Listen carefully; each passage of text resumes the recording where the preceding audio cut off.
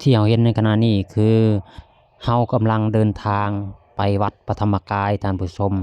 อันนี้คือขี่รถตู้ไปเด้อนี่เด้อในขณะนี้เด้อที่ถ่ายบรรยากาศต่างๆแคมทางและก็ถ้าว่าจอดบนใดบนหนึ่งก็สิถ่ายให้ท่านผู้ชมเบิ่งนำกันท่านผู้ชมว่าบรรยากาศการเดินทางนี่มันสิเป็นอะไรเนาะเพราะว่าเฮาก็ไปครั้งแรกนะไปวัดธรรมกายนี่เมื่อก่อนก็บ่เคยได้ไปพอมีได้ยินแต่ชื่อเสียงซื่อๆท่านผู้ชมแต่มามื้อนี้เฮาปีนี้เฮาได้ไปเนาะเฮาก็จะถ่ายบรรยากาศการเดินทางนี่ให้ท่านผู้ชมได้เบิ่งนำกันและว่าบรรยากาศนั้นเป็นแนวใดก็รับชมนำกันเด้อท่านผู้ชมเด้อ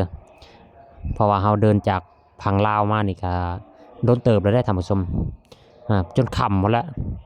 ตอนเฮามานั่นก็ยังบ่ได้ค่ำแต่ในขณะนี้ก็ค่ำมืดแล้วล่ะ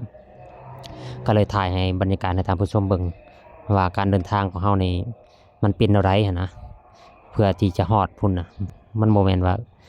ขนาดได้จ้ะมันเรื่องง่ายเนาะท่านผู้ชมเนาะอันนี้ก็เฮาก็มาฮอดปตทแล้วท่านผู้ชมนี่นกแก้วมาคอนี่บรรยากาศลมลื่นเด้อท่านผู้ชมในปตทท่านผู้ชมอันนี้คือเฮาพักเป็นครั้งนั่นน่ะนะขันตีนเฮาลงเนาะลงขันตีนนี่ลงปตทก็เลยถ่ายบรรยากาศปตทให้ท่านผู้ชมได้รับชมนำกันนี่บรรยากาศปตทวัดศาสตร์สร้างท่านผู้ชมบูรณะใหม่ว่านี่ต้นหมอกต้นไม้นี่เขาครับงามหลายท่านผู้ชมเห็นบรรยากาศงามเลยก็เลยถ่ายให้ท่านผู้ชมเบิ่งนำกันเลยนี่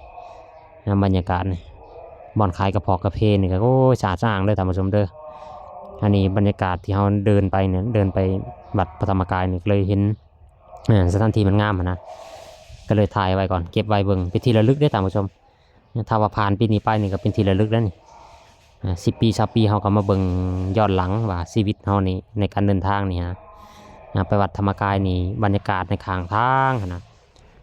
ที่เขาพักจอดซื้อน้ำซื้อในพักเช้าสัวคณะนะมีบรรยากาศอย่างแหน่ได้ถ่ายไว้นี่ท่านผู้ชมนกคูปั่นนกเลยก็งามบรรยากาศในยามกลางคืนนี่นะแสงไฟมันส่องลงต้นหมอกต้นไม้นี่ก็โอ้สวยสดงามท่านผู้ชมถ่ายให้เบิ่งนำกันเด้อถ้าว่าคนใดยังบ่ได้ไปนะนี่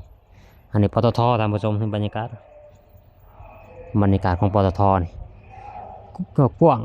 สถานที่กว้างรถจอดก็ได้หลายบรรยากาศนี่เอาให้ท่านผู้ชมเบิ่งสำนีก่อนติดตามตอนต่อไปเลย